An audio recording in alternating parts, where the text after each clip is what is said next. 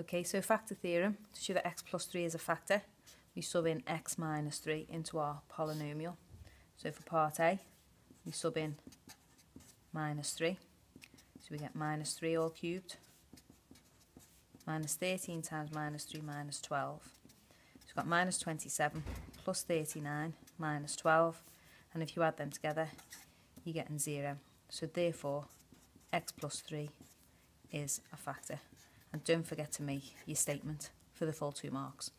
Part B, express your polynomial as 3 linear factors.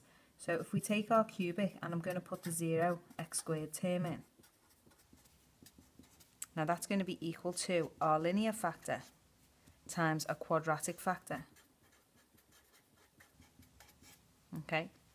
Now if we multiply them out, these two terms here will multiply to give the x cubed term. Now because that's just a 1x cubed, that means there, that must be a 1x squared here. I'll leave the bx for now. And these two values, the 3 and the c, will multiply to give minus 12. So therefore that c must be a minus 4. Now we need to work out what this b is here. So we can use either the x squared term or the x term. If I use the x squared term, then on the left hand side, the x squared term is 0. On the right hand side, to get an x squared, they will multiply to give x squared.